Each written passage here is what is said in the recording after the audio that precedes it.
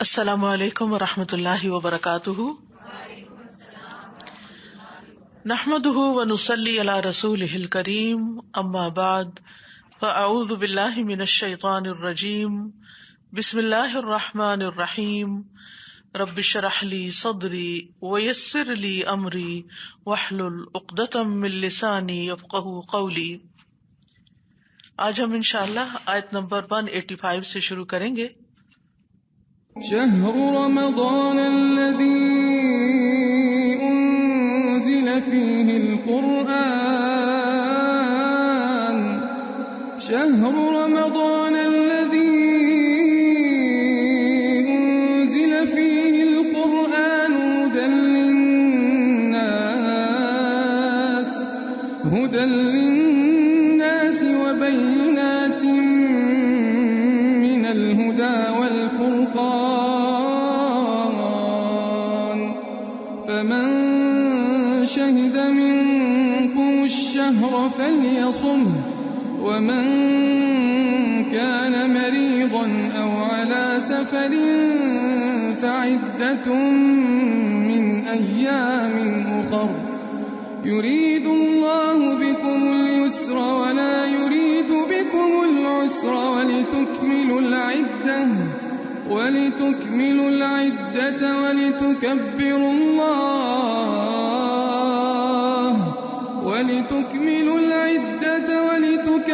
الله على ما هداكم ولعلكم تشكرون۔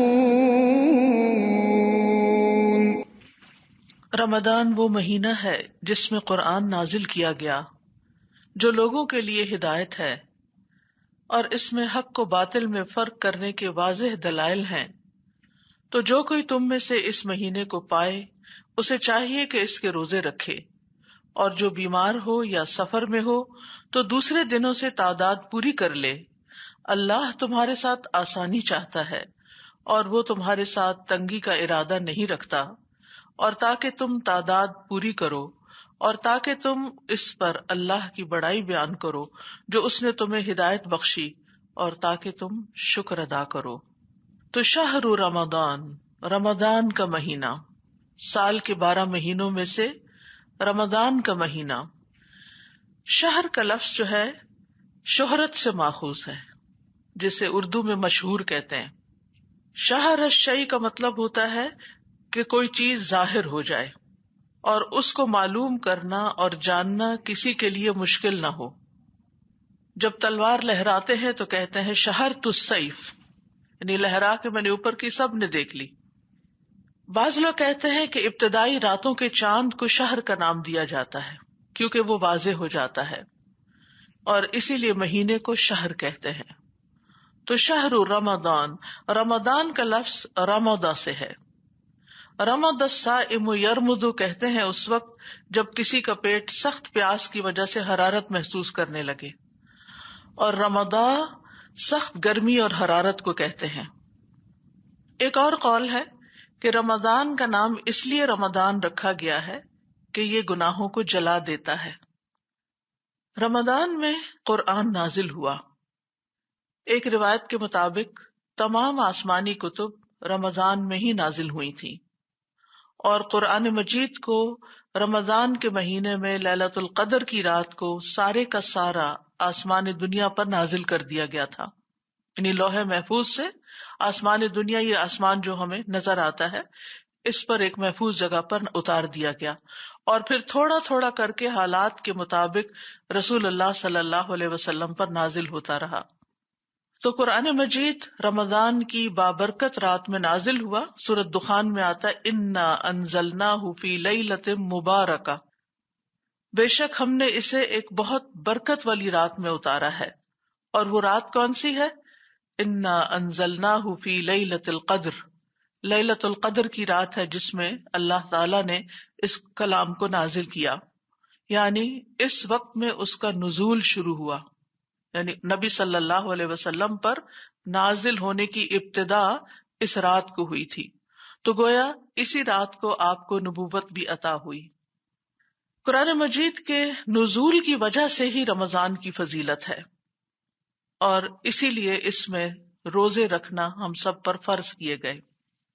تو رمضان کا مہینہ جو ہے کئی اعتبار سے بابرکت مہینہ ہے کہ اس میں نبی صلی اللہ علیہ وسلم کو نبوت حاصل ہوئی، قرآن مجید نازل ہوا، روزے فرض ہوئے۔ نبی صلی اللہ علیہ وسلم رمضان میں ہی قرآن کا دور کیا کرتے تھے۔ جبریل علیہ السلام نبی صلی اللہ علیہ وسلم سے ہر رمضان میں ہر رات میں ملتے، یہاں تک کہ پورا رمضان گزر جاتا، اور نبی صلی اللہ علیہ وسلم حضرت جبریل کے ساتھ قرآن مجید کا دور کرتے۔ یاد رکھیے رمضان قرآن کا مہینہ ہے، رمضان قرآن کا مہینہ ہے۔ اس میں فرض نمازوں کے بعد، فرض روزے کی ادائیگی کے بعد سب سے اہم ترین کام قرآن مجید کے ساتھ تعلق قائم کرنا ہے، دن ہو یا رات ہو۔ نبی صلی اللہ علیہ وسلم کی راتیں رمضان میں کیسے گزرتی تھی؟ آپ عشاء کے بعد قیام کرتے، اس کے بعد جبریل تشریف لے آتے، پھر جبریل علیہ السلام کے ساتھ آپ قرآن مجید کا دور کرتے، اور پھر اس میں رات کا ایک بڑا حصہ گزر جاتا، اور یوں آپ کی رمضان کی راتیں قرآن کی راتیں ہوتی تھی۔ ہمارا راتوں میں کیا حال ہوتا ہے؟ ہمیں اپنا جائزہ لینا چاہیے کہ ہماری راتیں کیا، رمضان کی راتیں خاص طور پر قرآن مجید کے ساتھ گزرتی ہیں؟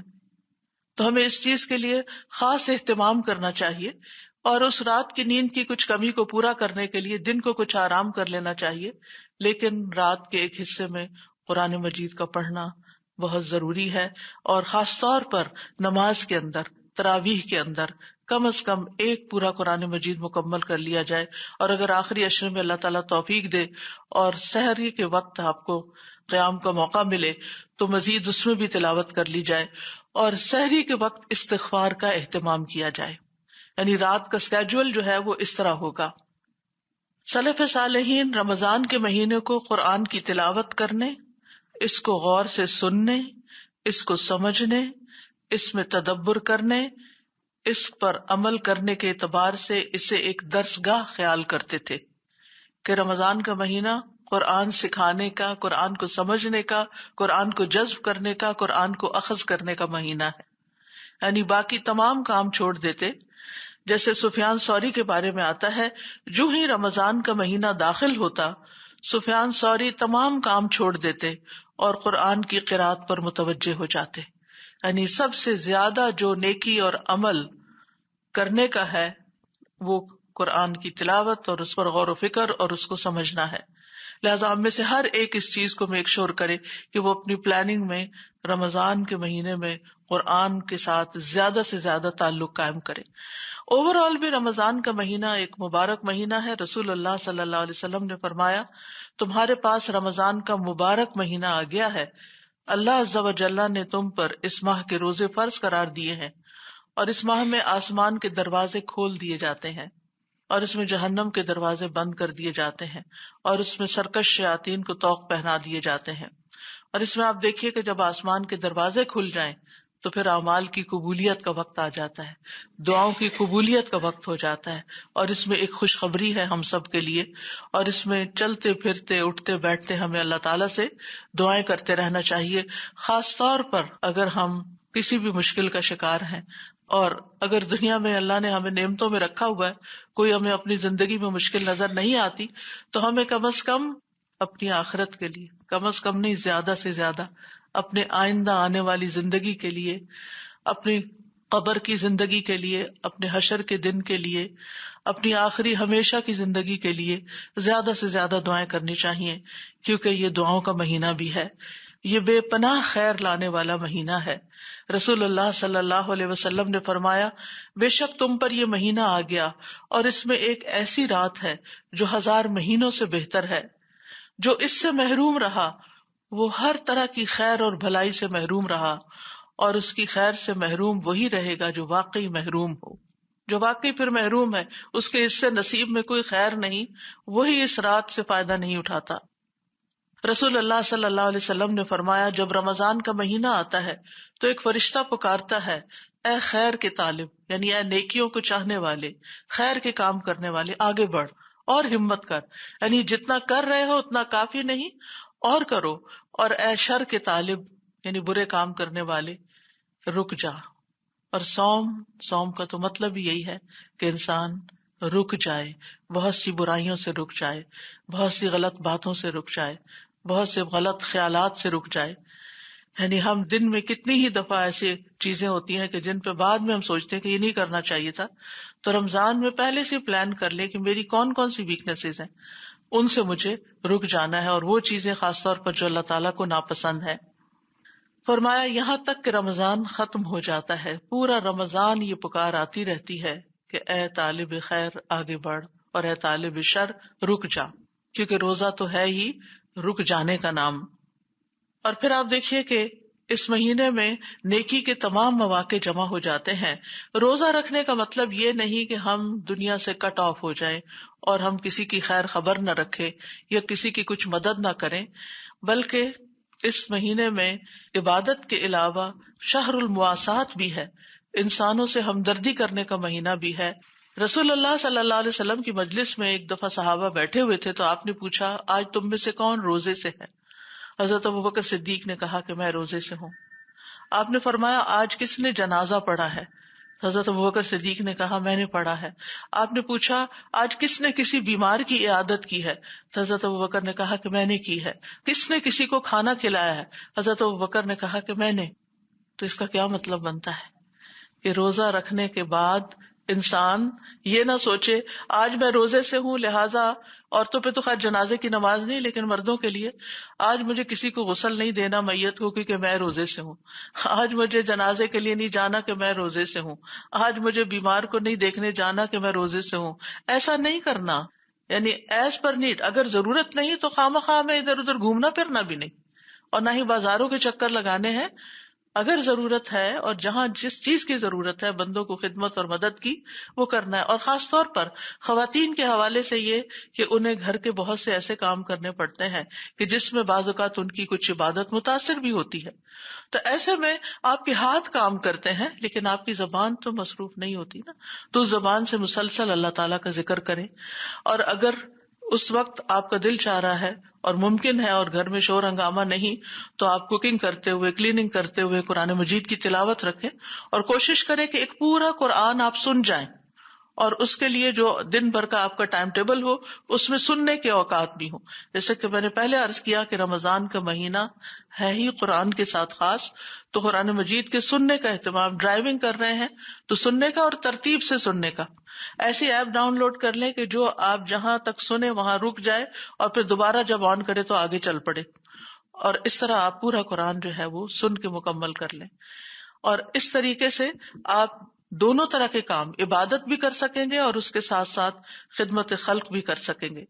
حافظ ابن رجب کہتے ہیں کہ یہ تمام کے تمام اعمال، جو کہ ایک حدیث میں آتا ہے کہ جنت میں ایسے بالا خانے ہیں جن کا اندرونی حصہ باہر سے نظر آتا ہے اور بیرونی اندر سے. تو ایک بدو کھڑا ہو کے کہنے لگا یا رسول اللہ صلی اللہ علیہ وسلم یہ کس کے لیے ہے؟ تو آپ نے فرمایا اس شخص کے لیے جو اچھی بات کرے، کھانا کھلائے، روزے رکھے، اور جب لوگ رات کو سو رہے ہو تو صرف اللہ کے لیے نماز ادا کرے. تو ابن رجب کہتے ہیں کہ یہ تمام اعمال رمضان میں وقوع پذیر ہو جاتے ہیں، کیونکہ مومن رمضان میں روزہ بھی رکھ لیتا ہے، قیام بھی کرتا ہے. یعنی جو لوگ عام دنوں میں قیام نہیں کرتے وہ رمضان میں قیام بھی کرتے ہیں، صدقہ بھی کر سکتا ہے اور اچھی گفتگو بھی، کیونکہ اس کو یہ خیال ہوتا ہے کہ میں روزے سے ہوں، میں نے کوئی ایسی بات نہیں کرنی کہ جس سے کسی کو تکلیف پہنچے، یا یہ کہ کوئی غلط بیانی ہو یا ایسی بات جو اللہ تعالیٰ کو ناراض کرنے والی ہو.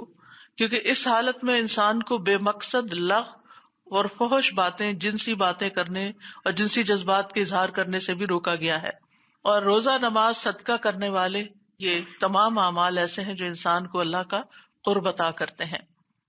بعض سلف صالحین کہتے ہیں نماز نمازی کو آدھے راستے تک پہنچا دیتی ہے، روزہ اسے بادشاہ کے دروازے تک پہنچا دیتا ہے، بادشاہ سے مراد اللہ رب العزت، اور صدقہ اس کا ہاتھ پکڑ کر اس کو بادشاہ کے پاس داخل کر دیتا ہے، یعنی بالکل قریب کر دیتا ہے.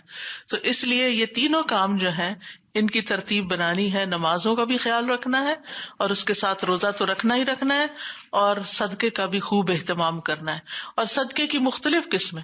نبی صلی اللہ علیہ وسلم رمضان میں تیز آندھی سے بھی زیادہ سخی ہو جاتے تھے، لہذا ہر طرح کی جہاں بھی خیر کے جو بھی کوئی مختلف کام ہو رہے ہیں ان میں آپ کچھ نہ کچھ حصہ ضرور ڈال دیں تاکہ آپ بہترین طریقے سے اپنے اس مہینے کے ساتھ ساتھ کبھی کوتاہی کا کفارہ بھی کرتے رہیں، کیونکہ صدقہ جو ہے یہ کفارہ کرنے والی چیز ہے۔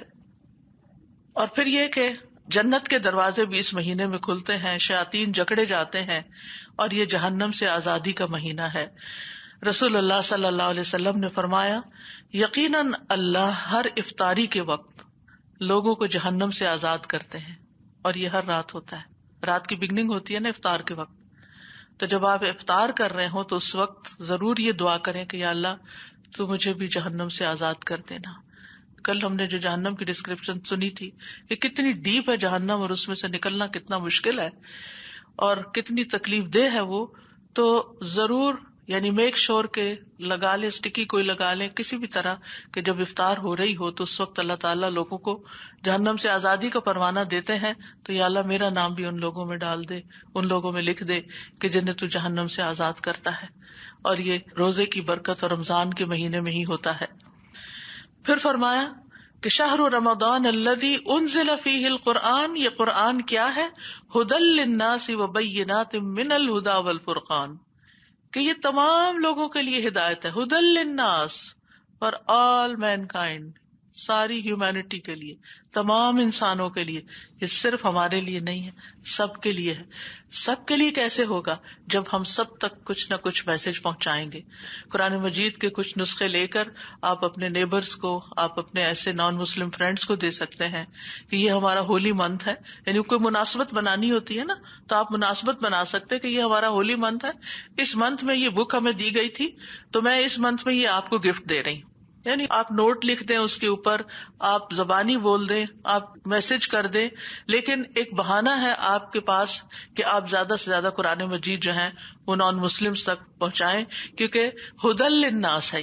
یہ قرآن جو اس مہینے میں اترا ہے یہ تمام انسانوں کی ہدایت کے لیے آیا ہے۔ وبینات من الھدی والفرقان، اور پھر یہ کہ ہدایت جو ہے وہ دو طرح کی ہوتی ہے، ایک علمی ہدایت ہوتی ہے اور ایک عملی ہدایت ہوتی ہے۔ جہاں تک علمی ہدایت کا تعلق ہے تو وہ نان مسلمز کے لیے ہے، اور جہاں تک عملی ہدایت کا تعلق ہے تو وہ متقین کے لیے ہے۔ ذالک الکتاب لا ریب فیہ ھدی للمتقین، یہ کتاب جس میں کوئی شک نہیں، متقی لوگوں کے لیے ہدایت ہے۔ تو متقی اس مہینے میں قرآن کا علم بھی حاصل کرتے ہیں اور اس کے ساتھ ساتھ اس پر عمل بھی کرتے ہیں، اور باقی تمام لوگوں کے لیے عمومی یعنی عام طور پر ہدایت کی چیز ہے، ہر شخص اس سے فائدہ اٹھا سکتا ہے۔ یعنی یہ کوئی ایسی کتاب نہیں فلسفے کی کہ کچھ لوگوں کو سمجھ نہ آئے، اس میں اتنی سمپل لینگویج استعمال ہوئی ہے کہ کہیں نہ کہیں سے کچھ نہ کچھ اس میں سے ایک عام انسان، ایک عام سمجھ رکھنے والا انسان بھی حکمت کی باتیں لے سکتا ہے۔ اور پھر یہ فرمایا کہ ہدایت کے واضح دلائل موجود ہیں اس کتاب میں۔ وبینات من الھدی والفرقان، بین کا مطلب ہوتا ہے روشن دلیل، یعنی روشنی دینے والی، بیان کرنے والی، اور بینہ روشن دلیل کہ وہ جو حق کے دلائل لے کر حق کو واضح کر دیتی ہے۔ تو یہ ہدایت کی باتوں کو دلیل کے ساتھ واضح کرتی ہے یہ کتاب، یعنی قرآن مجید جو اس مہینے میں آپ پر نازل ہوا ہے، اس میں صرف ہدایت یا گائیڈنس یا رہنمائی نہیں بلکہ اس میں گائیڈنس کے دلائل بھی موجود ہیں۔ والفرقان، اور یہ حق اور باطل کے درمیان، خیر اور شر کے درمیان، نفع اور نقصان کے درمیان، اور ہر چیز کے درمیان فرق کرنے والی کہ کیا خیر کی چیز ہے اور کیا نہیں ہے۔ لہٰذا اگر کوئی شخص اس کی خیر سے فائدہ اٹھانا چاہتا ہے تو یہ آپ کو بتائے گی کہ یہ راستہ خیر کی طرف جانے والا ہے، اور اس کے برعکس یہ چیز شر کی طرف لے جانے والی ہے۔ تو اسی لیے جس شخص کو اللہ تعالیٰ قرآن مجید کے پڑھنے اور اس سے ہدایت لینے کی توفیق دے دیتا ہے، اس کے لیے پھر شکوک و شبہات اور شہوات سے نکلنا آسان ہو جاتا ہے۔ دو بڑے دشمن ہیں انسان کے جو انسان کے اندر رکھ دیے گئے ہیں، ایک شہوات ہیں اور ایک شبہات ہیں، یعنی ڈاؤٹس ہیں اور انسان کی ڈیزائرز ہیں۔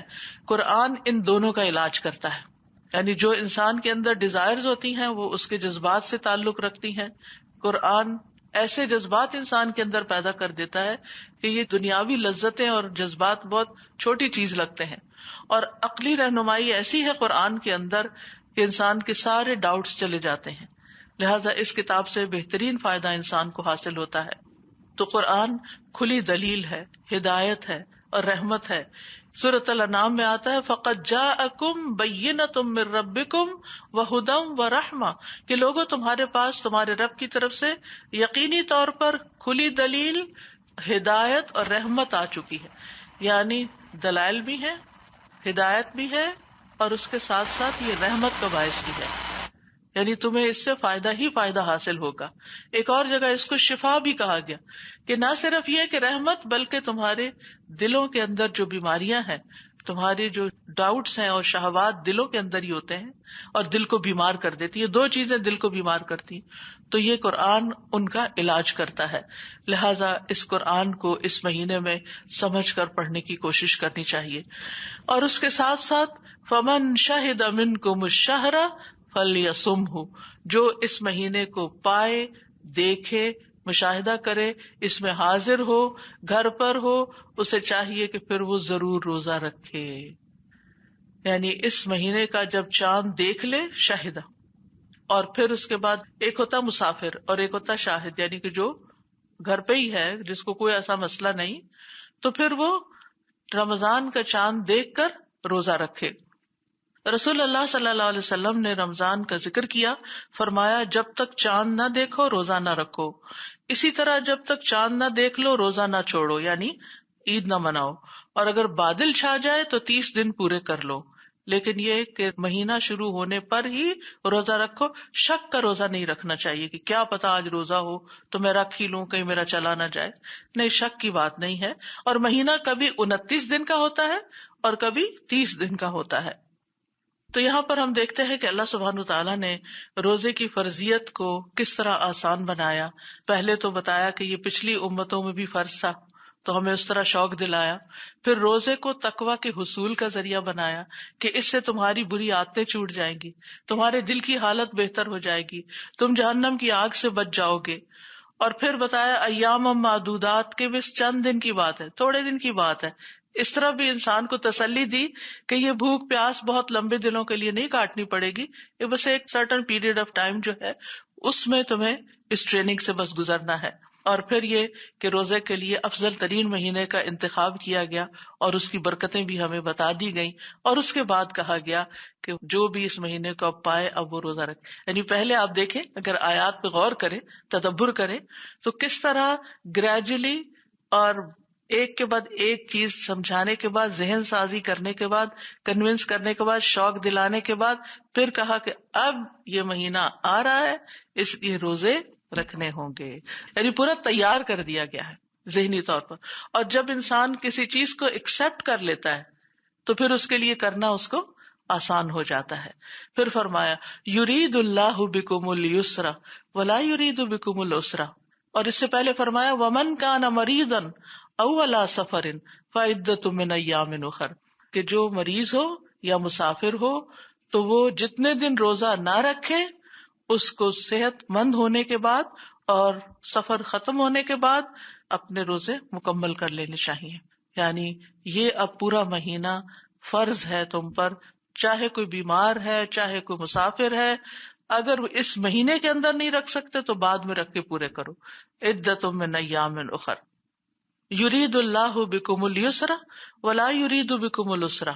اللہ تعالیٰ تمہارے لیے آسانی کو پسند کرتا ہے، آسانی کا ارادہ کرتا ہے.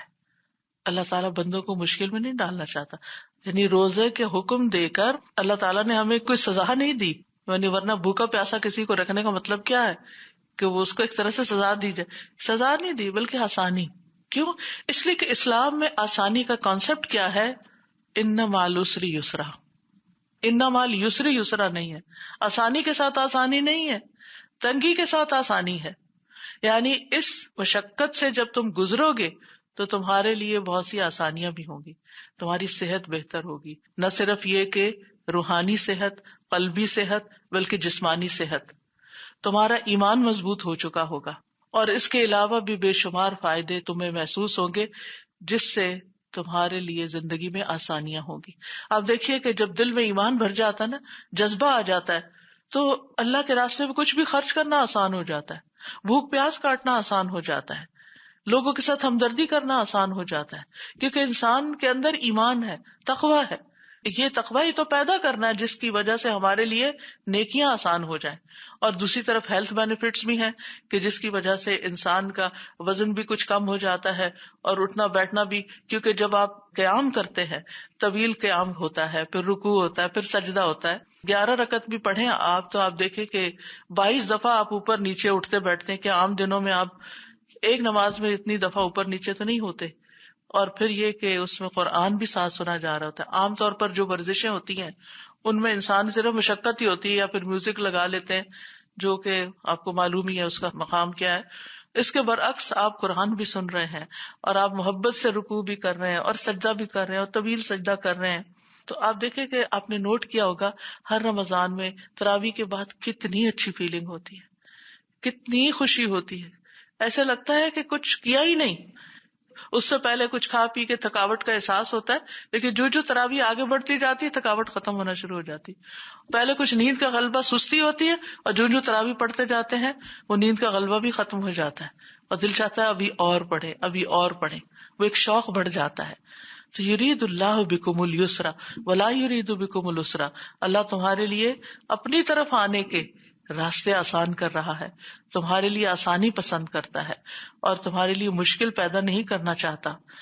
اور ویسے بھی ہم دیکھتے ہیں تو ہمارے دین میں تنگی نہیں ہے، یعنی کوئی بھی کام، ناٹ ون سنگل حکم ہمیں ایسا نہیں دیا گیا کہ جس کی وجہ سے ہماری زندگی میں کوئی پریشانی آئے، بلکہ پریشانیوں کو ختم کرنے کے لیے ہی سارے احکام دیے گئے. چاہے ایک مشکل سے گزرنا ہے.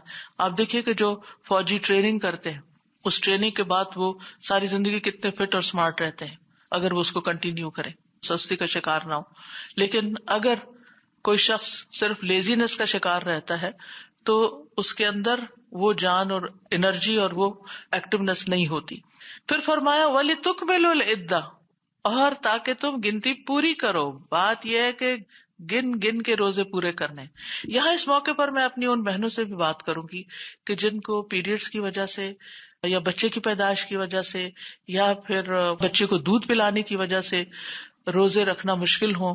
یعنی کچھ تو اجازت نہیں ہے حیض اور نفاس میں روزہ رکھنے کی، لیکن دودھ پلانے میں چوائس ہے، مگر بچے کے لیے اگر عورت دودھ پلاتی ہے اور نہیں روزہ رکھتی تو اب روزے چھوٹ گئے، اب کیا کریں. اب بہت سی بہنوں کو زندگی کے ابتداء میں مسئلے کا پتہ ہی نہیں ہوتا. کل بھی ایک بہن میرے پاس آئی اور ان کو نہیں پتا تھا کہ وہ روزے قضا کرنے ہوتے ہیں، تو اب وہ کیا کرے. اس میں یہ ہے کہ جس سال، یعنی آپ کو یہ تو یاد ہی ہوگا کہ کس سال آپ کے پیریڈ شروع ہوئے تھے اور آپ کی ایوریج عادت کیا رہی ہے، 5 دن رہی ہے، 6 دن رہی ہے، 7 دن رہی ہے، جو بھی. تو آپ ان ایئرس کو کاؤنٹ کر لیں اور ان سارے روزوں کو گن لیں. اور اس کے بعد یہ ہے کہ آپ ایک چارٹ بنا لیں. کل ایک سسٹر نے چارٹ بھی میرے ساتھ اپنا شیئر کیا فوٹو کے ساتھ کہ انہوں نے کس طرح اپنے پورے روزے جو چھٹے ہوئے تھے پچھلے، ان کے چارٹ بنا کر اور ان کے اوپر مارک کرتی گئی اور پورا ایک پلانر بنایا ہوا تھا کہ کس طرح انہوں نے اپنی گنتی پوری کرنی ہے. تو جب تک انسان کو ہمت ہو، انسان جیسے مسنون دنوں کے روزے ہوتے ہیں، ایام 20 کے روزے ہیں یا منڈے اور تھرسڈے کا روزہ ہے، اس میں انسان اپنی گنتی پوری کر لے. اور ویسے اگر آپ کے پچھلے الحمدللہ اللہ کے فضل سے، اللہ کی رحمت سے پورے ہیں، تو پھر آپ آئندہ کے لیے اگر چھٹتے ہیں کسی بھی وجہ سے، ان اسباب کی وجہ سے یا کسی اور بیماری یا سفر کی وجہ سے، تو ہمیشہ لکھ لیا کریں. کیونکہ اللہ نے روزے لکھ دیے نا ہم پر، ہمیں بھی اپنی ڈائریوں میں لکھ کے رکھنے چاہیے کہ اس سال اس وجہ سے، ٹریولنگ کی وجہ سے، فلاں وجہ سے اتنے روزے چھٹ گئے ہیں اور ان کی اب میں نے تعداد پوری کرنی. کیونکہ دس از ویری امپورٹینٹ، کیونکہ اللہ تعالیٰ نے فرمایا وَلِتُكْمِلُوا الْعِدَّةَ، اس گنتی کو پورا کرو، کیونکہ قیامت کے دن اس کا حساب ہوگا. یہ فرض تھا نا، یہ ڈیوٹی تھی ہماری. جیسے اگر آپ کی ڈیوٹی دن میں 8 آورز ہے کہیں جاب پر، تو پھر آپ یہ تو نہیں کر سکتے کہ وہاں 7 آورز کے بعد چھٹی کر کے آ جائیں گھر پہ. آپ کو 8 آورز پورے کرنے ہیں. تو یہ بھی ایک ڈیوٹی ہے اللہ کی طرف سے جو ہمیں دی گئی ہمارے فائدے کے لیے، تو اس کو ہمیں پورا کرنا ہے. اور پھر وَلِتُكَبِّرُوا اللَّهَ عَلَىٰ مَا هَدَاكُمْ، اور اللہ نے جو ہدایت تمہیں دی، یعنی قرآن کے ذریعے، رمضان کے ذریعے، تو پھر تم رمضان کا جب اینڈ ہو رہا ہو تو اللہ کی بڑائی بیان کرو. ویسے بھی کرتے رہو، لیکن خاص طور پر عید کے دن کی تکبیرات کی طرف بھی اشارہ ہے. یعنی قرآن ہدایت کا سرچشمہ ہے، تو اس نعمت کے ملنے پر اور اللہ نے اس مہینے میں چونکہ دی یہ نعمت، لہذا اس مہینے کے اختتام پر خاص طور پر اللہ کی بڑائی اور کبریائی بیان کرو. وَلِتُكَبِّرُوا اللَّهَ عَلَى مَا هَدَاكُمْ. ایک قول کے مطابق اس سے مہینہ شروع ہوتے ہی عید الفطر میں تکبیرات پڑھنا مراد ہے، اور عید کے دن تکبیرات کو مشروع کیا گیا ہے. اور یہ حکم کیوں دیا گیا ہے؟ کیونکہ عید ایک خوشی کا دن ہے، اور انسان بعض اوقات خوشی کے دن غفلت میں مبتلا ہو جاتا ہے، اللہ کو یاد کرنا بھول جاتا ہے. یا ایک اور وجہ بھی ہوتی ہے، اور وہ کیا کہ انسان کے اندر ایک فخر کی سی بھی کیفیت آ جاتی. اتنے روزے رکھے ہیں، پورا ہو گیا رمضان میرا، اس دفعہ ایک بھی نہیں چھوٹا. ہر ایک کو خوشی سے بتا رہے ہوتے ہیں، اور کبھی کبھی تھوڑا سا ٹون میں فخر بھی آ جاتا ہے. کوئی تراویح مس نہیں ہوئی، صدقہ بھی یہ کیا میں نے، فلاں بھی کیا، فلاں کام بھی، فلاں کام بھی. نہیں، یہ سب اللہ کی توفیق سے ہوا، اس لیے بڑائی اللہ ہی کے لیے.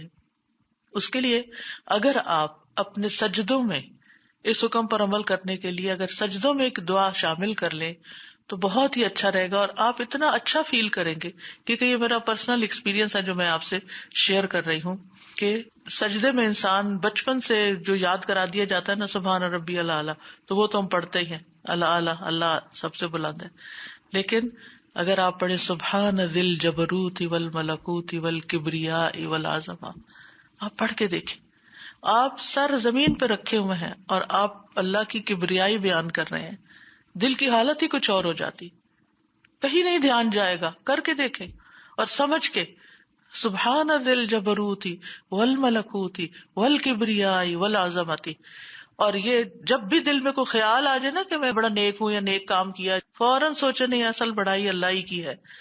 اور پھر عید کا دن تو ویسے بھی تکبیرات کا دن ہے. نبی صلی اللہ علیہ وسلم عید کے دن گھر سے نکلتے اور تکبیرات کہتے یہاں تک کہ نماز کی جگہ پر پہنچ جاتے، اور پھر جب نماز پوری کر لیتے پھر تکبیرات منقطع ہو جاتی تھی. اور تکبیرات کے مسنون الفاظ اللہ اکبر لا الہ الا اللہ واللہ اکبر وللہ الحمد، اور اللہ اکبر کبیرا والحمد للہ کثیرا وسبحان اللہ بکرۃ واصیلا. اور اس کے علاوہ بھی ہیں. اور پھر وَلَعَلَّكُمْ تَشْكُرُونَ، تاکہ تم شکر ادا کرو کہ یا رب تو نے ہمیں مسلمان بنایا، تو نے ہمیں ہدایت دی، تو نے ہمیں رمضان دیا، تو نے ہمیں قرآن دیا، تو نے ہمیں ایسا ماحول دیا کہ جس میں ہمارے لیے یہ سب کچھ کرنا آسان ہو گیا. اگر میں بھی کسی ایسی جگہ پیدا ہو جاتی جہاں اس میں سے کوئی نعمت نہ ہوتی تو میرا رمضان کیسے گزرتا. رمضان کے مہینے میں اگر مجھے کبھی باہر نکلنے کا اتفاق ہو تو میں جب نان مسلمس کو دیکھتی ہوں تو میرے دل کی عجیب حالت ہوتی ہے. ان کو نہیں پتا کہ یہ کون سا مہینہ ہے، ان کو یہ نہیں پتا کہ قرآن کیا ہے، ان کو نہیں پتا کہ ہدایت کیا ہے، ان کو نہیں پتا کہ آگے کیا ہونے والا ہے، ان کو نہیں پتا کہ کتنی رحمتیں اور برکتیں نازل ہو رہی ہیں، اور نیکیوں کا اجر کتنے گنا زیادہ بڑھ رہا ہے. یہ بھی نیکیاں کرتے ہوں گے لیکن ان کی نیکیوں کا کوئی اجر اور ثواب ان کو نہیں ملے گا، کیونکہ یہ اللہ کے لیے نہیں کر رہے. دل دکھی ہوتا ہے. تو ہمیں دوسرے انسانوں کے ساتھ بھی، کیونکہ یہ شہر المواسات بھی اس کو کہا گیا، ہمیں دوسروں کے ساتھ بھی ہمدردی ہونی چاہیے، اور ان کو بھی ہمیں کسی نہ کسی طرح اس مہینے کی مناسبت سے، کیونکہ ہمارے آس پاس رہنے والوں سب کو پتا کہ یہ رمضان ہے، اور رمضان کریم کہہ دیتے ہیں، رمضان مبارک کہہ دیتے ہیں. آپ ٹریول کریں تو ایئرپورٹ پہ آپ کو بینر لگے ہوئے دکھائی دیں گے، آپ کو مختلف طرح سے وہ سیلیبریشن کی حد تک تو ہوتا ہے، لیکن اصل میننگ کیا ہے رمضان کے یہ نہیں پتا ہوتا. تو اس لیے بہت ضروری ہے کہ یہ خیر زیادہ عام کی جائے تاکہ اور لوگ بھی اس میں شریک ہوں، اور جو اللہ نے ہم تک پہنچا دی اس پر ہم اللہ کا شکر ادا کریں. لعلکم تشکرون. اور یہ شکر اس لیے بھی کہ اللہ تعالیٰ ہمارے ساتھ آسانی چاہتا ہے، ہمارے لیے مشکل نہیں چاہتا. اس پر بھی شکر، چونکہ اسی آیت میں اس چیز کا بھی ذکر ہوا ہے. اور یہ گنتی کو مکمل کرنا ہے، اور تکبیرات کہنے کے لیے اللہ نے رہنمائی کی ہے. یہ چاروں کام نعمتیں ہیں، یہ نعمتیں ہیں، اور ان نعمتوں پر ہمیں اللہ تعالیٰ کا شکر ادا کرنا چاہیے. اور شکر کیا ہے؟ شکر جس نے نعمت دی ہے اس کی بات ماننا، یعنی جس نے ہم پر نعمت دی، نعمتیں عام کی، ہم پھر اس کی اطاعت کرنے والے بن جائیں، اس کے احکامات پر عمل کریں، اور جن چیزوں سے اس نے منع کیا ان سے رک جائیں. علماء کہتے ہیں نعمتوں کے شکر کے ابواب میں سے پہلا باب حرام کو چھوڑنا ہے. حرام کام چھوڑ دیں، چاہے زبان سے کوئی حرام بات ہو، یا آنکھوں سے حرام چیز دیکھنا، یا کانوں سے کوئی حرام چیز سننا، یا پاؤں کا چل کے جانا کسی حرام کام کی طرف، ان چیزوں کو سب سے پہلے چھوڑنا چاہیے. اور پھر یہ کہ اللہ کی نعمت کے ساتھ اس کی نافرمانی نہیں کرنا. یعنی ہمیں ہمارا جسم کس نے دیا؟ کبھی آپ کسی وقت بیٹھ کے غور کیا کریں نا، اپنے ہاتھ دیکھیں تاکہ کہ کیا میرے میں یا کسی میں یہ طاقت تھی کہ وہ یہ ہاتھ بنا سکتا.